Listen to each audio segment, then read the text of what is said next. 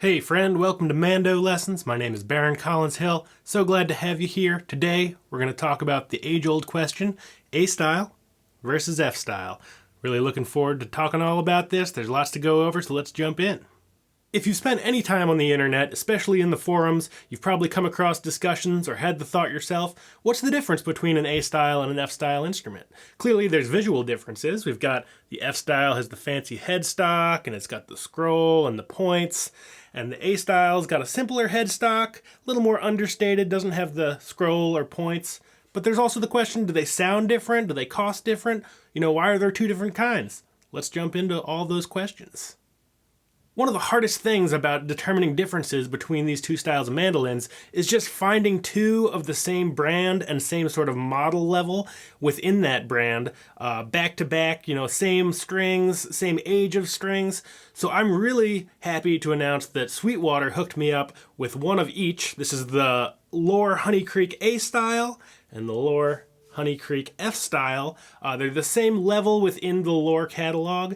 This is not sponsored by Lohr or Sweetwater, but if you're interested in getting one of these mandolins, there are links in the description. I'm affiliate with Sweetwater, so at no cost to you, I get a couple bucks if you buy an instrument through them. Links in the description. Again, not sponsored. Nobody's telling me what to say. I'm just really grateful to Sweetwater for giving me the opportunity to have two instruments. They're fresh in from Sweetwater. Sweetwater does a great job setting up instruments.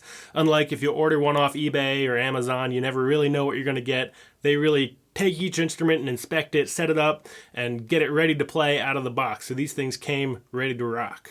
As far as I'm concerned, everybody's favorite part of mandolin should be how they sound, because that's the most important thing. We play the mandolin because we love the music they make. So the first thing we're going to do is we're going to have a little audio shootout between these two instruments. Now, to do this test in the best way possible, Sweetwater also sent me this Aston Spirit large diaphragm condenser microphone. This thing's built like a tank. It sounds great. Let's talk a little bit more about that and then get into the shootout between the two A-style and F-style mandolins. Now, I'm no mic expert, but this is exactly the kind of mic that I use in my studio here. It's a large diaphragm condenser, so it's really great at picking up a number of different patterns. It's got switches on it. It's got this switch right here, which goes from omni, so it picks up everything around you. In a mandolin sense, that can be great if, everybody's playing around one mic or you got a circle jam that you want to record and, put that thing in omni. It's going to pick up everything equally in all directions. I was using it in cardioid because it's just me right now playing into the mic so I can present all this to you. And it's got a third option for a figure of 8 pattern, which is great if there's just two of you. One person can be on one side singing and playing. Maybe you got a guitar player buddy. They can be on the other side also singing and playing. It just picks up you and the other person and rejects sound from either side. Now again, neither Sweetwater nor Aston are paying me to talk about this mic. I'm just really grateful to Sweetwater for sending this along so I can do a great audio test.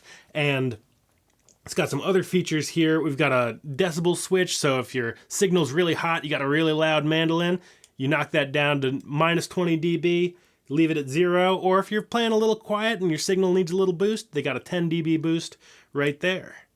Another great feature on this mic is it's got a high pass filter, so maybe you're playing somewhere with a low rumble and you want to really cut that out and you don't want to do it on the board. You just flip that switch and it'll cut out those really low frequencies to get rid of some unwanted rumble and boominess in your sound.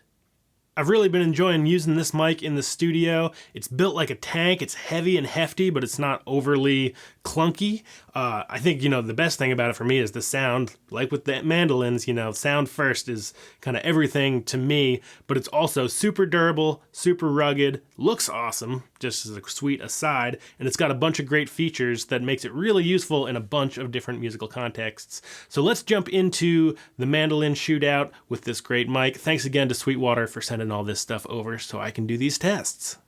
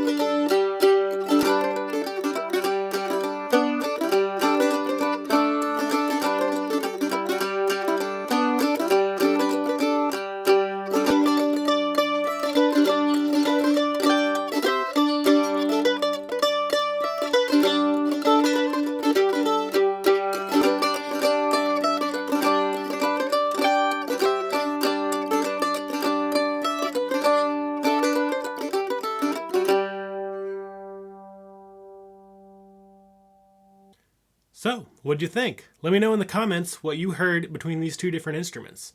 Personally, my take is that it's a really hard comparison to do because it's so rare to have two instruments that are identical, same age string, same age instrument, same model, same brand, in the same room at the same time. It's a pretty hard thing to sort of get all those things to line up. And so the way that I see it personally, and my experience of when I do get these rare opportunities, is often there's more variation, I think, from instrument to instrument, regardless of whether it's an A style or an F style. I could have two F styles or two A styles, and they're going to sound a little bit different. Even if they're the same brand, even if they're both Lohr Honey Creek mandolins, those two A styles are probably going to sound a little bit different. If you've been around my channel for a while, you'll know I play A styles. I've got a couple beautiful Ellis A style mandolins that I absolutely love. And what that ultimately comes down to is the fact that they cost less. And I don't find the sound to be different enough to qualify getting an F style over an A style. I also love the look of the A style. Fs are definitely very cool, but I love A style mandolins. I'm a little more kind of understated in my style, and A styles are what really speak to me. The cool thing about these Lohrs is, so this is a $300 mandolin at this filming, which is November 2023, and this is a $400 mandolin. Now, in general, with, once you get into the higher tier mandolin market, especially from, one-off builder, like custom builders, F-styles can often be up to 50% more than an A-style. Often even more, 60% more. So a $5,000 A-style mandolin sometimes will be almost $10,000 F-style mandolin from the same builder.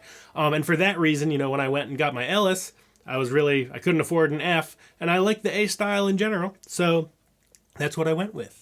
The nice thing about these Lohr instruments is the F-style only costs 33% more than the A, which, I think, $100 more for an F, that's a little more intriguing to me if F-styles are your thing.